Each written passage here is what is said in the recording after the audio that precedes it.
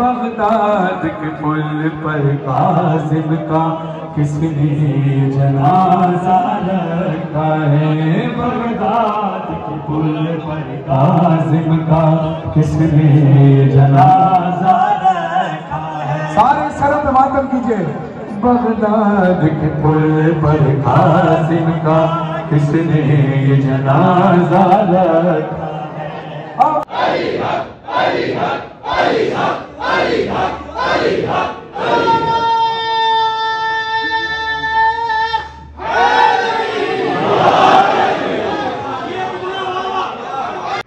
आप लोगों को पता है कि जब भी मैंने कोई इस्लामिक बात करनी होती है तो मैं खुली जगह पे, एक सुकून वाली जगह पे आके आप लोगों को पहले सही डिटेल बताता हूँ। तो कैसे आप सब लोग? अल्हम्दुलिल्लाह मैं भी ठीक हूँ, मुझे उम्मीद है आप सब भी अपने घरों में ठीक होंगे। जरा बैठ जाते हैं और बैठकर आज के सारे व्लॉग की डिटेल बताते हैं। और मैं ये व्लॉग क्यों बना रहा हूँ, मैं ये वीडियो क्यों बना रहा हूँ, ये सब बताते हैं। ज़रा 2 मिनट मुझे दे दे ताकि जो भी आप लोग आगे देखेंगे हमारा सारा जो कल्चर है, जिस तरह हम 25 रजब को मनाते हैं, आपके दिलो दिमाग में कोई डाउट ना रह जाए। बिस्मिल्लाह शुरू करते हैं। बिस्मिल्लाहिर्रहमानिर्रहीम, अल्लाहुम्मा सल्ली अला मुहम्मदिन व आले मुहम्मद। सबसे पहली चीज़ मैं कर दूं कि मैं ये वीडियो आखिर क्यों बनाता हूँ। मतलब जैसे भी 25 रजब, 13 रजब, मुहर्रम के दिनों में पूरी सीरीज़ चलती है और हमारे जिस भी इमाम को कोई दुखी दिन होता है या जिस भी इमाम की कोई खुशी का दिन होता है, जहाँ हमारे इस्लाम में कुछ ऐसी चीज़ जो हम पर फ़र्ज़ की गई है वो आए, तो उसको मैं शेयर करना ज़रूरत समझता हूँ और अपना फ़र्ज समझता हूँ, ठीक है। और बहुत ज़्यादा ज़रूरत समझता हूँ। किस तरह बताता हूँ। अब मुझे एग्जैक्ट मालूम नहीं कि किस मासूम का फरमान है, लेकिन मासूम का फरमान है कि तुम्हें हमारे ज़िक्र को फैलाना और आगे नस्लों तक जारी रखना ये तुम पर फ़र्ज़ है। तो नस्लों तक तो अल्हम्दुलिल्लाह जारी हो जाएगा मौला का जिक्र, लेकिन अब आगे पहुँचाना, क्योंकि मेरे पास एक अपॉर्चुनिटी है मेरे यूट्यूब की, मेरे इंस्टाग्राम की, मेरी टिकटॉक की, तो मैं इसके थ्रू आप तक पहुँचाता हूँ, ठीक है। ये बात क्लियर होगी कि मैं ये वीडियो बना क्यों रहा हूँ, क्योंकि मैं ये अपना फ़र्ज समझ रहा हूँ, ठीक है। पहली बात तो शक्ल को इग्नोर करना है, क्योंकि 4-5 दिन हो गए हैं मेरी रात की नींद बिल्कुल भी पूरी नहीं हो रही, इसलिए शक्ल तो से बिगड़ी लग रही है, इससे थोड़ा सा इग्नोर मारना है, ठीक है। बात शुरू करते हैं कि आखिर किसका जिक्र होने वाला है आज की वीडियो में। तो इमाम मूसा काज़िम अलैहिस्सलाम, अल्लाहुम्मा सल्ली अला मुहम्मदिन व आले मुहम्मद, आप सब लोग जानते होंगे जी। सबसे पहले मैं इमामों के नाम ले लेता हूँ, ठीक है, ताकि आप लोगों को समझ लग जाए, ताकि जिन लोगों को बिल्कुल नहीं पता तो उनको ज़ीरो से समझ लग जाए। मौला अली अलैहिस्सलाम, उनके बेटे इमाम हसन अलैहिस्सलाम, उनके बेटे इमाम हुसैन, मतलब भाई इमाम हुसैन अलैहिस्सलाम तो के इमामत की नस्ल, फिर इमाम हुसैन अलैहिस्सलाम के बेटे तक इमामत पहुंची इमाम ज़ैनुल आबिदीन अलैहिस्सलाम, तो इमाम ज़ैनुल आबिदीन अलैहिस्सलाम से जो उनके बेटे तक इमामत आई वो थी इमाम मोहम्मद बाकिर अलैहिस्सलाम, और इमाम मोहम्मद बाकिर अलैहिस्सलाम से जो आगे इमामत आई वो है इमाम जाफ़र सादिक अलैहिस्सलाम से, और इमाम जाफ़र सादिक अलैहिस्सलाम से जो आगे इमामत आई वो है इमाम मूसा काज़िम अलैहिस्सलाम पर। तो इसका मतलब कि 7वें इमाम, इमाम अली रज़ा के वालिद और इमाम हसन, इमाम जाफ़र सादिक के बेटे, इनका जिक्र होगा इमाम मूसा काज़िम अलैहिस्सलाम का। इमाम मूसा काज़िम अलैहिस्सलाम के फ़ज़ाइल कि अगर आप लोग जहाँ पर इस दुनिया की तह मेरे ख्याल से ख़त्म होती है वहाँ से इमाम के फ़ज़ाइल शुरू होते हैं, और इंसानी अकल में इमामों के मासूमीन के फरमान आना इम्पॉसिबल सी बात है। को कहे कि वो जाते हैं तो झूठ है, उनके फराहम कुछ फरामीन जो हैं वो हमारे अकल में आते हैं कि हम लोगों तक पहुँचा सके। जो उनके ज़ाहिर और रियल उनके फ़ज़ाइल हैं वो कभी भी हमारे ज़हन में नहीं आ सकते। मसाइब की बात कर लेते हैं। 25 रजबुल मुरजब शहादत इमाम मूसा काज़िम है कि आज के दिन 25 रजब को इमाम की शहादत हुई। अब आप लोग कह रहे होंगे यार सारे इमामों की, सारे मासूमीन की शहादत हुई है, इनका डिफरेंट आप एक बता क्यों रहे हो?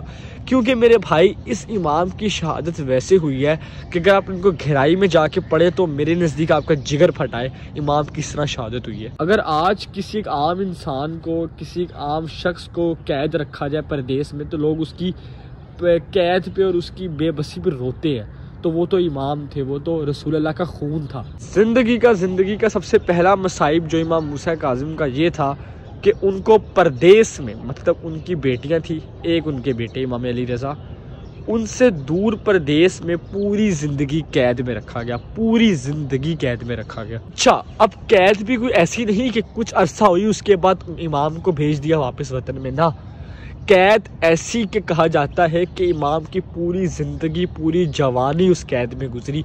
और अब वो कैद ऐसी नहीं है कि आप सोच रहे हैं कि उस कैद में लेटने की भी जगह होगी, बैठने की भी जगह होगी, बड़ा सीन, ना।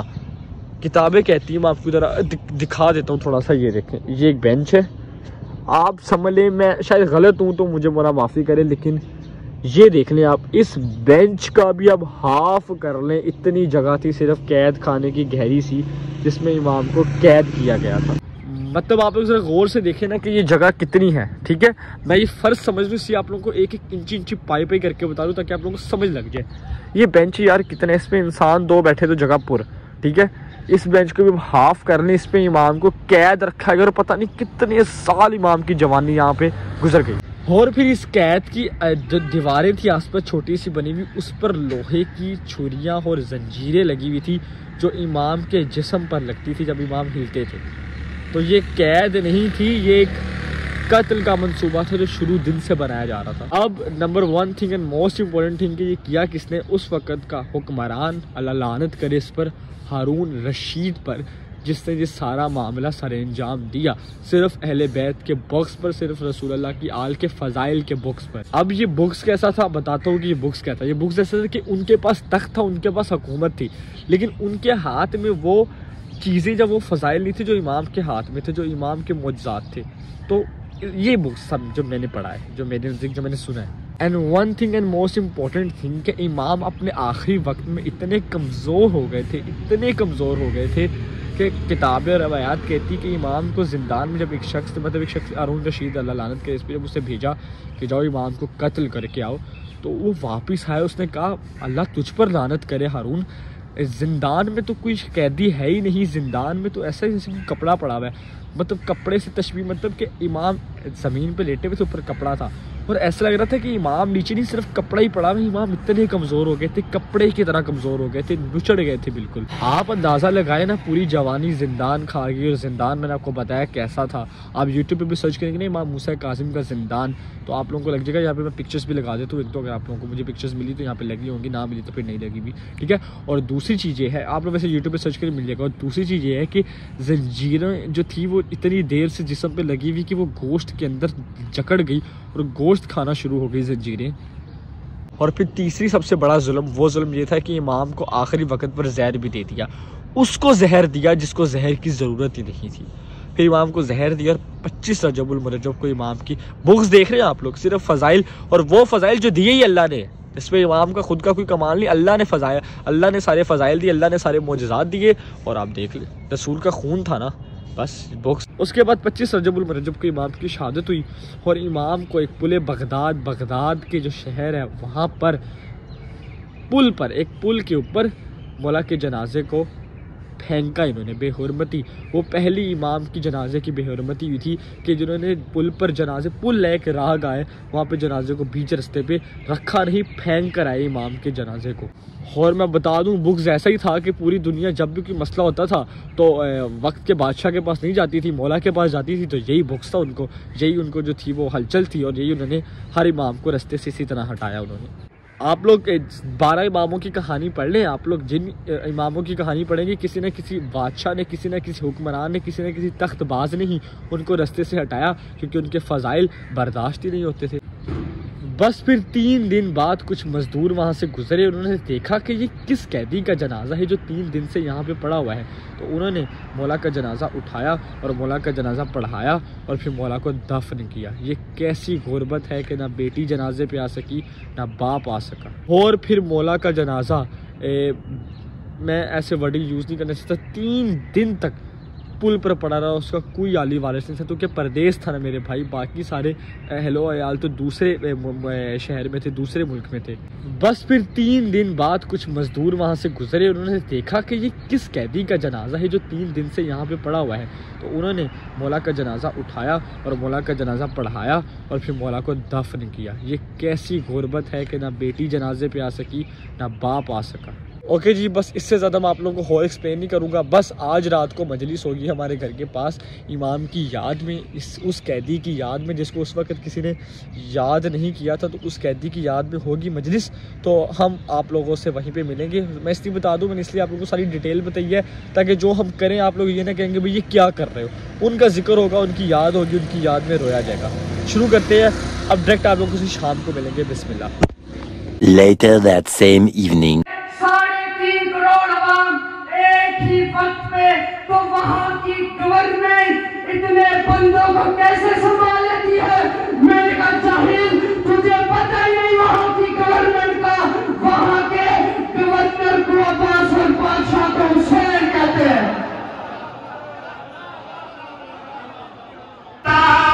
अली से बड़ा कौन है? अब बताओ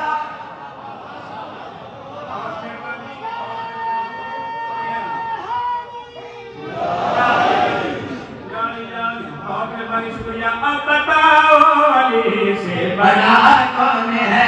अब बताओ अली से बड़ा कौन है? अब बताओ। अली के चाहने वालों को याद करते हैं तुम्हारे दस्ते दुआ।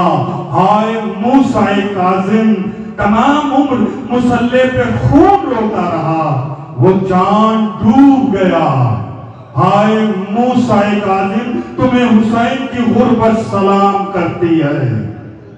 था पुल पे लाशा तेरा, हाय मूसा काजिम। इन खतीब, कुरान और सुन्नत से बात करने वाला मुंतविज हूं, किबला अल्लामा इमरान अब्बास मज़ारी मिलकर बाबा से बुलंद सलावत।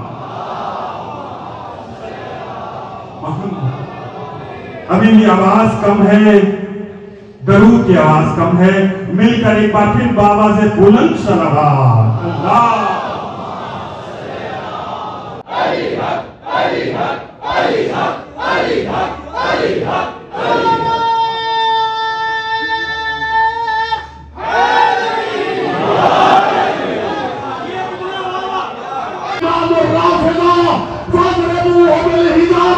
इसे पत्थर मारो, ये लाभियों का इमाम है। इमाम के जनाजे पर पत्थर बरसने लगे कि मेरा आका रज़ा दूर से देखता हुआ आगे बढ़ा। मूसा काज़िम की आवाज आई, इलैया इलैया या बुनैया रज़ा, ये पत्थर सिर्फ मुझ पे नहीं, मेरी मां ज़हरा बाल खोल कर मेरे जनाजे पर मातम हुसैन। जिंदान खा गया काज़िम दे दो जवाई। बगदाद के पुल पर काज़िम का किसने जनाजा रखा है? बगदाद के पुल पर काज़िम का किसने जनाजा रखा है? सारे सर पे मातम कीजिए। बगदाद के पुल पर काज़िम का किसने जनाजा रखा है?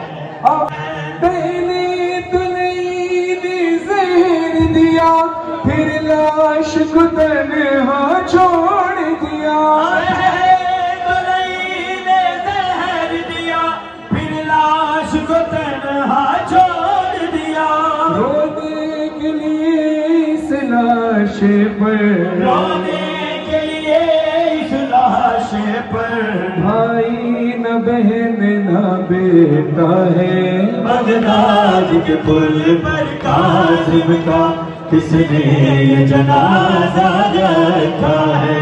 बगदाद के पुल पर काज़िम का। गरीब दिया मेरा के प्यो तो पूछ आए, आता गुबार चादर से क्यों लगाया है? इलाहता दज साया नसीब नहीं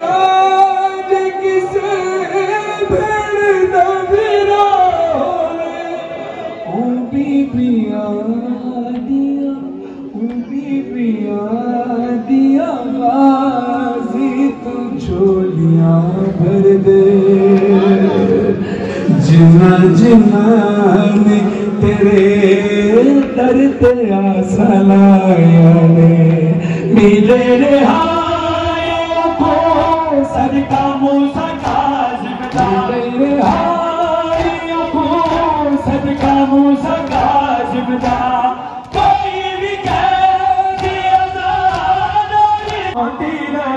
हाय गाजी गाजी कह के अरशा तो माजा